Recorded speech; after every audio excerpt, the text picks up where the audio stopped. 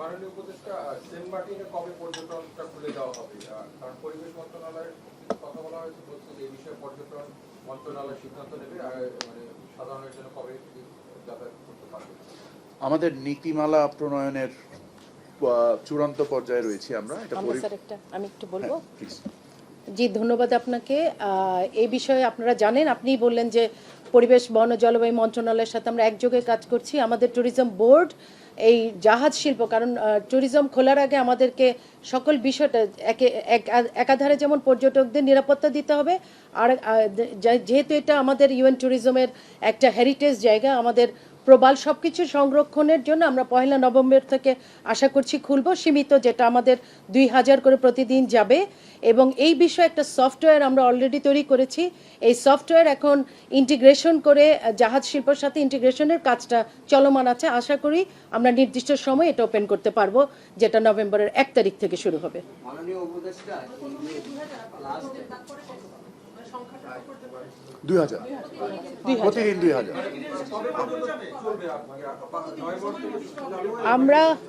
আমরা যেটা মনে করছি যে আমরা প্রথমে ডে ট্যুরটা শুরু হবে, তারপরে শেষের 2 মাস থাকতে পারবে রাতে, তবে সংখ্যাটা 2000ই হবে। এবছর সম্ভবত আমরা ফেব্রুয়ারি পর্যন্ত কন্টিনিউ করব। জি। মাননীয় উপদেষ্টা, গত 1 বছরে বাংলাদেশে বিদেশি পর্যটক কতজন আসছে এবং সেই থেকে আমাদের বৈদেশিক রেভিনিউ কি, এটা যদি একটু বলেন পরিসংখ্যান নাম্বারগুলো যদি আপনার কাছে থাকে স্পেসিফিক। আপনাদেরকে স্যার নিশ্চয়ই বলেছে, আপনারা শুনেছেন নিশ্চয়ই, যে আমাদের একটি ট্যুরিজম স্যাটেলাইট ডেটা, যেহেতু আমরা জানি যে আমরা আসলে ট্যুরিজমের কোনো আমাদের ডেটা সেন্টার নাই বা আমরা এই পর্যন্ত হয়নি, তবে আমরা ইতোমধ্যে ট্যুরিজম বোর্ডের মাধ্যমে আমরা পরিসংখ্যান বিভাগের সাথে একত্রিত হয়ে আমরা ট্যুরিজম স্যাটেলাইট ডাটা চালু উদ্যোগ নিয়েছে। এটা একটা রিয়েল টাইম ডাটা তখন পাওয়া যাবে। এছাড়া আমাদের যেহেতু আমাদের এই মুহূর্তে স্পেসিফিক্যালি বলতে পারবো না, তবে ইমিগ্রেশন, পুলিশ, অন্যান্য তথ্য থেকে কম বেশি হতে পারে যে আমাদের 2024-এ 6 লাখ প্লাস আমাদের বিভিন্ন পারপাসে আমাদের ট্যুরিস্টরা এসছে। ট্যুরিজম তো শুধু পর্যটন নয়, পর্যটনের সংজ্ঞা এখন অনেক চেঞ্জ হয়েছে। আপনারা জানেন MICE tourism, medical tourism, Buddhist tourism, এরকম বিভিন্ন ইস্যু করে আমরা গত 24 সালে আমাদের 6,25,000 সামথিং আমাদের ট্যুরিস্ট এসেছে।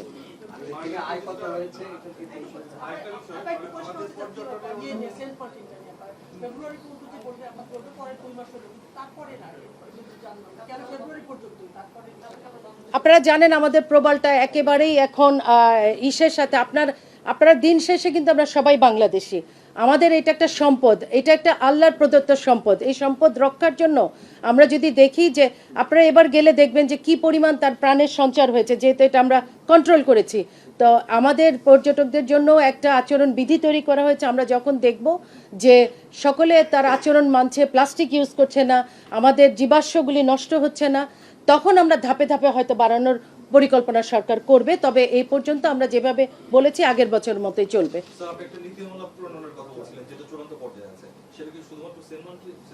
না, এটা সারা দেশের যত পর্যটন স্থান রয়েছে এবং পর্যটন সংশ্লিষ্ট যত কর্মকাণ্ড আছে, সেই ক্ষেত্রে সবার জন্য একটা আচরণবিধি আমরা তৈরি করেছি, কোড অফ কন্ডাক্ট তৈরি করছি আর কি।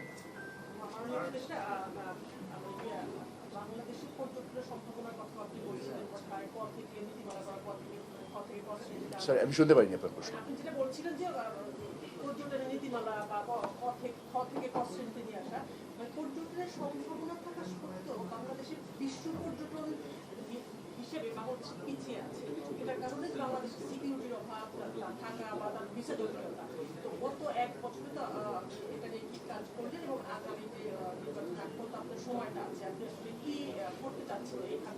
আমার মনে হয় আমার লিখিত বক্তব্যের অধিকাংশই উঠে এসেছে, সেটা যদি আপনারা বিশ্লেষণ করেন আর আপনারা বুঝতে পারবেন যে আমরা কি পদক্ষেপ নিয়েছি।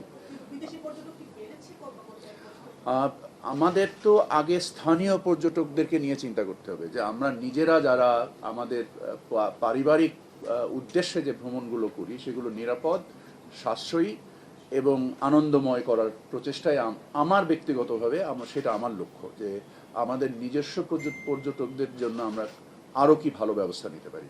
আর বিদেশিরা যারা আপনি বলেছেন ভিসা জটিলতা সম্ভবত আমাদের খুব একটা নেই, বাট আমাদের লজিস্টিক সমস্যা আছে বা আমাদের অন্য বিভিন্ন যে সমস্যাগুলো আছে, সিকিউরিটি, এটা তো একটা সামগ্রিকতার বিষয়। সো এটা তো ইন সেপারেশন বা ইন আইসোলেশন চিন্তা করার সুযোগ নেই। সো সামগ্রিকভাবে যখন আমাদের অবস্থার আরও উন্নতি ঘটবে, আমরা মনে করি আমাদের পর্যটন শিল্পেরও আরও উন্নয়ন ঘটবে। মাননীয় উপদেষ্টা, আমাদের এভিয়েশন আমাদের ট্যুরিজমের একটা গুরুত্বপূর্ণ পার্ট নিশ্চয়ই। এবং যত ভালো স্মুথ আমরা এয়ারপোর্ট সেবা দিব তত বেশি পর্যটক আসবে বিদেশিরা। তো থার্ড টার্মিনাল একটা এই উদ্দেশ্যে আপনারা অনেক বড় কাজ করছেন। আমরা জানি যে জাপানিজ কনসোর্টিয়ামের সঙ্গে যে থার্ড টার্মিনাল পরিচালনার বিষয়ে যে নেগোসিয়েশন চলছিল সেটা আসলে প্রগ্রেসটা কি, এবং আপনি এর আগে বলেছেন মিডিয়াকে যে যদি তাদের সাথে নেগোসিয়েশন না হয় আপনারা অল্টারনেটিভ খুঁজবেন। তো আসলে এটার সর্বশেষ প্রোগ্রেসটা কি, এবং যদি জাপানি কাজটা না পায়, যেহেতু জাইকা এখানে 21,000 কোটি টাকা ইনভেস্ট করেছে, তাহলে কি না, জায়গা ইনভেস্ট করেনি, বাংলাদেশ ইনভেস্ট করেছে। জায়গায় টাকাটা লোন দিয়েছে। Loan, right. হ্যাঁ, সেই বিনিয়োগ বাংলাদেশে। যদি জাইকা এখানে জাপান কনসোর্টিয়াম যদি কাজ না পায়, তাহলে কি আপনি মনে করেন ফিউচারে জাপানিজ কোনো লোন বা ইনভেস্টমেন্ট বাংলাদেশে থ্রেট হইতে পারে যদি আমরা তারা কাজটা না পাই? আমি বলবো, এই প্রশ্নটার উত্তর আমি দিচ্ছি। প্রথমত হচ্ছে এখনো আমাদের নেগোসিয়েশন স্টেজে আছে, ঠিক আছে? তো এই মুহূর্তে আমরা যেহেতু একটা বিদেশি গভর্নমেন্ট টু গভর্নমেন্ট একটা প্রসেসের মধ্যে আমরা নেগোসিয়েশন স্টেজে আছি, এই মুহূর্তে সেই নেগোসিয়েশন শেষ না হওয়া পর্যন্ত এই বিষয়ে কিছু বলা যাচ্ছে না। ধন্যবাদ। টার্মিনালটা চালু হচ্ছে কবে? আমাদের বলা হয়েছিল যে এর আগে সেপ্টেম্বর নভেম্বরের মধ্যে চালু হবে। থার্ড টার্মিনাল চালুর বলেছে আপনাকে? এটা কে বলেছে আমি কে ঠিক বলছে জানি না, আপনাকে? অথেন্টিক আমরা কেউ বলিনি। এখন যে বলেছে উত্তরটা তার কাছ থেকে নেবেন। চেয়ারম্যান যিনি ছিলেন, তাহলে আপনাকে অনুরোধ জানাচ্ছি, সিভিল এভিয়েশন চেয়ারম্যান, তাহলে কি আপনারা ডেডলাইনটা চালু করবেন? এটা কোনো নির্দিষ্ট কারণ আপনারা জানেন, একটা ইন্টারন্যাশনাল স্ট্যান্ডার্ড একটা এয়ারপোর্ট চালু করার জন্য it needs time to complete all the process. তো স্যার বলুক, আমাদের প্রসেসটার জন্য যত রকম কার্যক্রম করণীয় সব হয়েছে। এখন যেই অপারেশন মেইনটেনেন্সের পার্টগুলি, যেটার জন্য আমার একটা হার্ট অফ এভিয়েশন, ওই কাজটা চলমান আছে। এখন ওই কাজটা চলমান হয়ে যখন আমাদেরকে ক্লিয়ারেন্স দিবে, ইমিডিয়েটলি আমরা সেটা চালু করবো। আপনারা জানেন অতি সম্প্রতি আমরা আমাদের মাননীয় প্রধান উপদেষ্টা আমাদের নির্দেশনার প্রেক্ষিতে আমাদের স্যার এবং আমরা কাজ করে আমাদের কক্সবাজার এয়ারপোর্টকে আন্তর্জাতিক করছি। তো এইরকম এভিয়েশন সেক্টরটাই হচ্ছে, যখন এটা ফুললি রেডি হবে তখনই কেবল ঘোষণা দেওয়া যায়। ধন্যবাদ। কার্যক্রম শেষ করার আগে কোনো টাইম ফ্রেম দেওয়া যায় না। যেমন ধরেন যে এটা তো একটা ইলেকট্রনিক কমপ্লিটলি একটা মেশিন, এই মেশিনটা যেই মুহূর্তে কমপ্লিট হবে তখনই আমরা বলতে পারবো।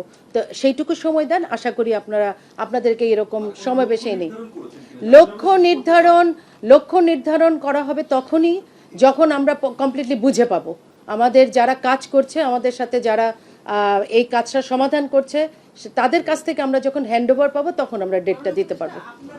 আমাদের এই প্রসেসটা কমপ্লিট করার জন্য দুটো ধাপ প্রাথমিক নিয়ামক। একটি ধাপ হচ্ছে আমাদের একজন অপারেটর সিলেকশন, যেটার ব্যাপারে সেক্রেটারি ম্যাডাম আপনাদেরকে বলেছেন যে প্রসেসের মধ্যে আমরা বর্তমানে রত আছি। আমাদের যখন একজন অপারেটর সিলেকশন হবে, এর পরের ধাপটা হচ্ছে ওরাট, অপারেশন রেডিনেস টেস্ট।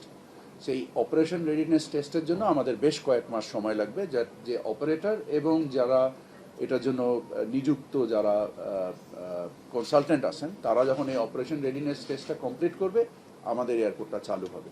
আর এটা চালু করার ক্ষেত্রে, অপারেটর নিয়োগ করার ক্ষেত্রে আমার যে পূর্বের বক্তব্য, আমাদের বর্তমান বক্তব্য একই, এখানে কোনো ভিন্নতা নেই।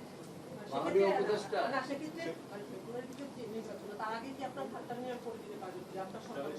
আমাদের প্রচেষ্টার তো অন্ত নেই।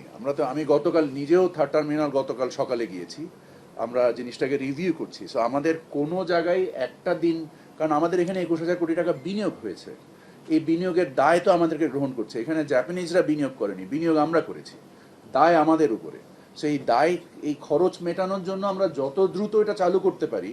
এটা যে শুধু আমাদের যাত্রী পরিবহনের সেবার উন্নতিকরণ তাও না, এখানে আমাদের একটা অর্থনৈতিক স্বার্থও জড়িত।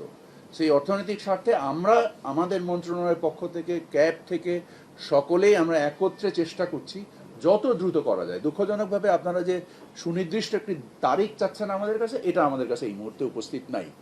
কারণ আমাদের লক্ষ্য হয়তো মনে মনে কিছু আছে, কিন্তু সেই লক্ষ্যগুলো আমাদের যদি আমরা সুনির্দিষ্ট কোনো কারণ এখনো নাই যে আমরা আপনাদেরকে লক্ষ্যটা জানাতে পারি।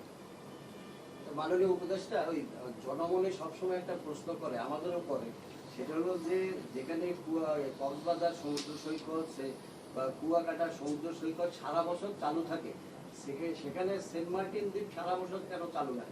এটা বাধা কোথায়? তারা এই প্রশ্ন কিন্তু করে, আপনাদের থেকে শুনতে চাই।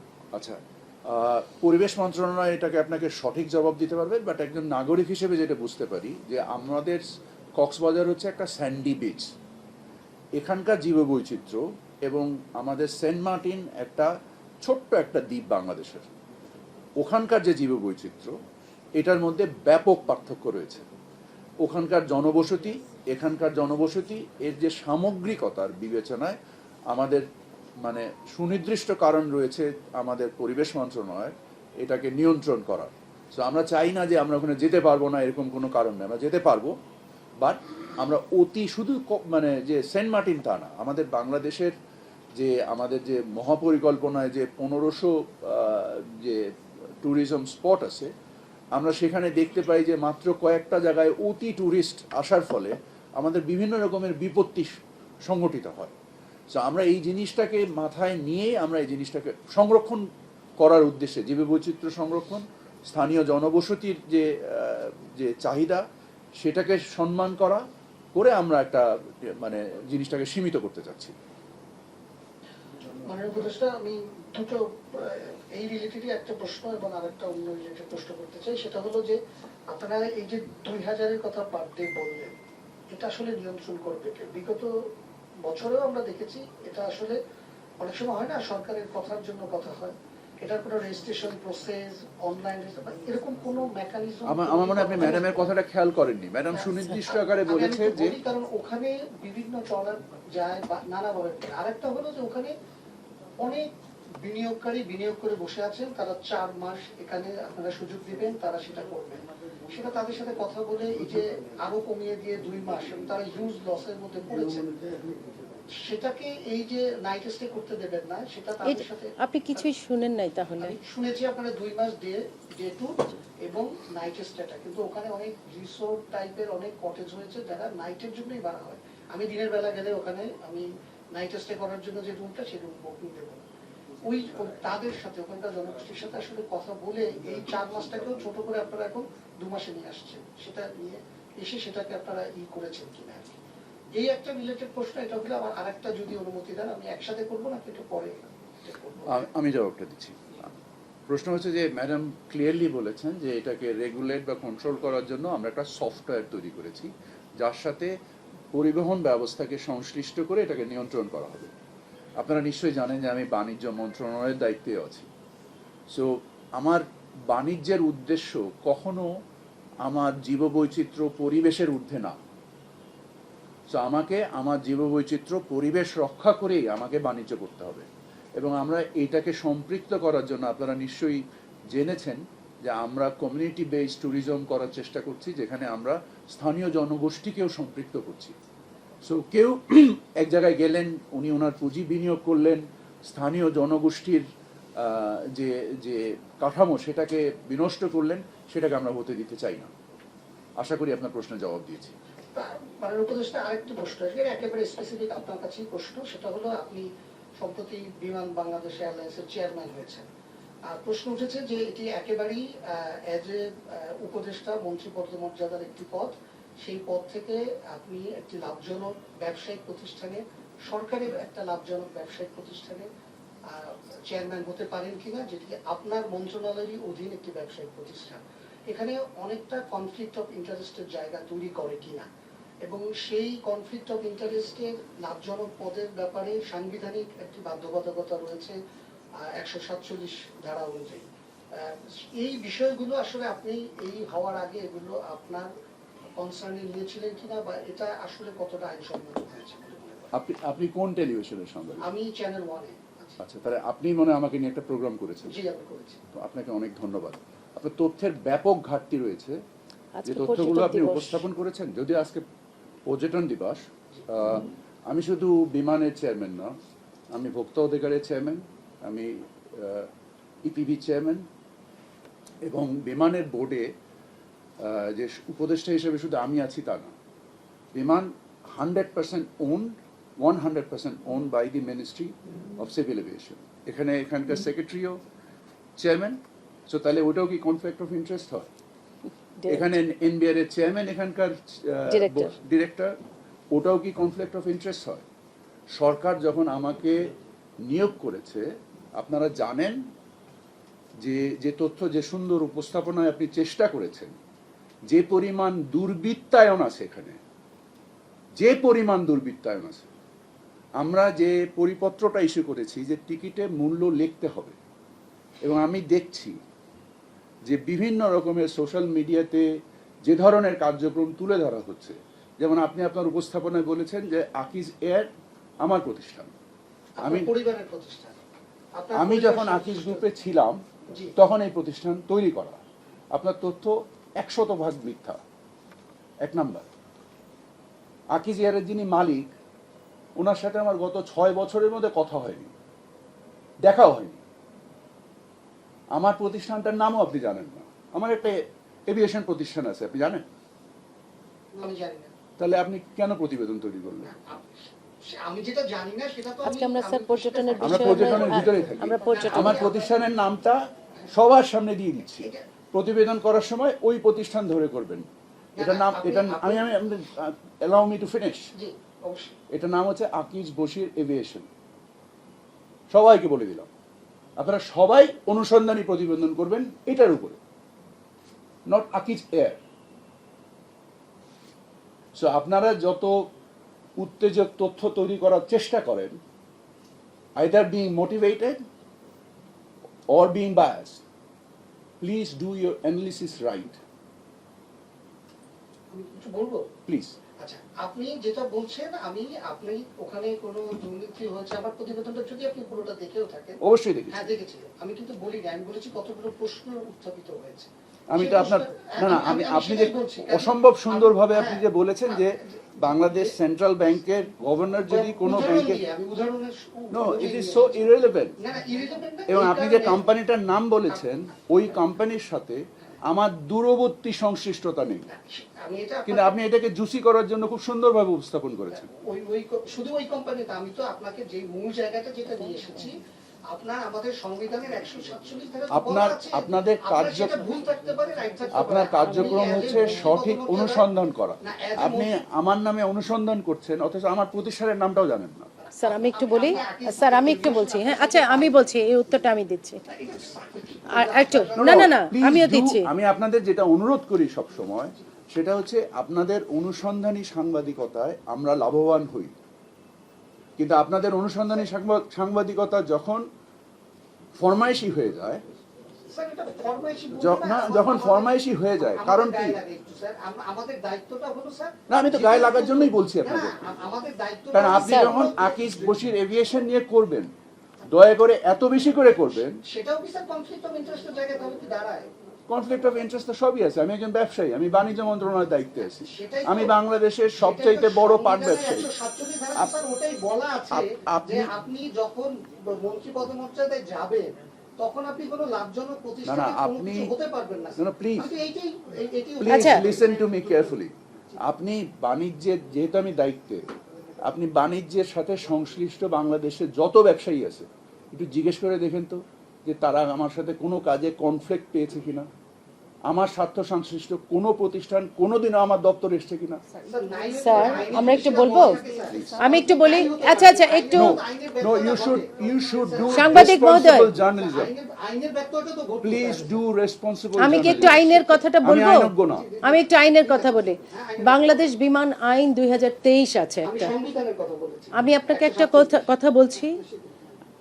বাংলাদেশ বিমান আইন 2023-এর ধারা মতে আমাদের মাননীয় উপদেষ্টাকে বিমান বাংলাদেশ এয়ারলাইন্সের চেয়ারম্যান করা হয়েছে, এবং এই চেয়ারম্যান মাননীয় প্রধান উপদেষ্টা অনুমোদন দিয়েছেন, এবং আমাদের ওইখানে আমাদের অ্যাসোসিয়েশন অফ আর্টিকেলস আছে এবং বিমান আইন 2023 আছে। এই 23 অনুযায়ী কতজন সরকারি কর্মকর্তা থাকতে পারবে, কতজন বেসরকারি আসবে, সেটা একেবারে প্রতিপালন করে এই আদেশ হয়েছে। আপনাদেরকে ধন্যবাদ। এবার পর্যটন বিষয়ে কথা বলেন প্লিজ। সরি, মানে আপনি কনফ্লিক্ট কি হতে পারে সেটা আপনাকে বলে দিই, আপনারা অনুসন্ধান করবেন।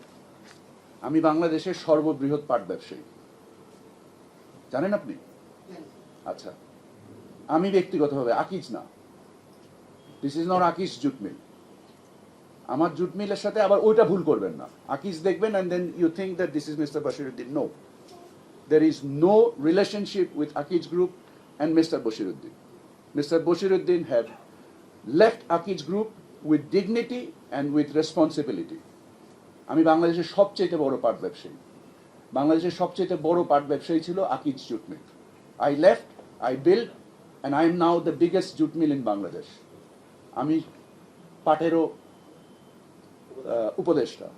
বাংলাদেশের যত জুট মিল আছে তাদেরকে যে প্রশ্ন করবেন যে তারা কনফ্লিক্ট দেখে কিনা, কনফ্লিক্ট তো সব জায়গায় আছে। It's your personal character, it's your dignity. If you have dignity then you do not have conflict. Please do that investigation. শুধু আপনাকে বলছি না, সকলকে বলছি, বলে দিচ্ছি সব কিছু, এরপরে অনুসন্ধান করবেন। Is it clear? মাননীয় উপদেষ্টা, আপনি শপথ নিয়েছেন, আপনি শপথ নিয়েছেন বলেছিলেন যে আপনি বোঝার জন্য স্যার, আমার জ্ঞানের ঘাটতি থাকতে পারে, আমি জাস্ট বোঝার জন্য। হ্যাঁ, যে সিভিল এভিয়েশনের আন্ডারে বাংলাদেশের সব এয়ারলাইন্স, বাংলাদেশ বিমানের সাথে সিভিল এভিয়েশনের চেয়ারম্যান কোনো বৈঠক Why করলে- only chairman? Why not the secretary? Why not the chairman NBR? Why not the military chief? Why not those are conflict? এবং আপনাকে ম্যাডাম সেক্রেটারি ভেরি ক্লিয়ারলি বলেছে, আমরা আজকে পর্যটনের মধ্যে নির্দিষ্ট থাকতে চাই, একটা বিষয়ে অনেক বেশি কথা বলেছি, আপনাকে অনেকগুলো সূত্র দিয়েছি, যার বিনিময়ে আপনারা, শুধু আপনাকে না, আপনার মাধ্যমে সকল সাংবাদিককে দিয়েছি, আপনাদের যত ধরনের অ্যানালিসিস অনুসন্ধান করা দরকার সকল কিছু করেন দয়া করে। বাট দয়া করে বাংলাদেশের ট্রাভেল এজেন্সি সেক্টরে যে নৈরাজ্য বিরাজ করছে, বিমানে যে নৈরাজ্য বিরাজ করছে, সেই ব্যাপারে দয়া করে অনুসন্ধান করুন। এমন কিছু করুন যেন গরিব মানুষগুলোর উপকার হয়, যারা এই গরিব মানুষগুলোকে চুষে খাচ্ছে, যারা এই গরিব মানুষকে সর্বশান্ত করছে, 30,000 টাকার টিকিট 1 লাখ টাকায় বিক্রি করছে, আপনারা সেই অনুসন্ধান করেন না। আপনারা অনুসন্ধান করছেন আমার আকিজ এয়ার নিয়ে, যেটার সাথে আমার কোনো সম্পর্ক নেই। আমি তো বলে দিলাম আমার কোম্পানির নাম আকিজ বশির এভিয়েশন। এতটুকু তথ্য আপনি খুঁজে বের করতে পারেননি? যারা চুষে খাচ্ছে, ফরমাইশি আমি খামাখা বলছি না, কারণ আমার নামে অনলাইনে বিভিন্ন জায়গায় জুলকার নাইন শাহেদ সাহেব, আপনি, তারপরে ওই দিন দেখলাম ফেস দ্য পিপল বিভিন্ন রকমের তথ্য তৈরি করছে। কার জন্য করছে? এটা কেন বলছেন না আপনারা যে এই গরিব মানুষগুলো যে চুষে খাচ্ছে কয়টা লোক, কত হাজার কোটি টাকা দেশ থেকে পাচার হয়ে যাচ্ছে, এটার ব্যাপারে আপনাদের কোনো অনুসন্ধান নাই কেন? আমরা এই ব্যাপারে আজকে আর কোনো কথা বলবো না, দয়া করে আপনারা পর্যটনের বিষয়ে চলে আসেন।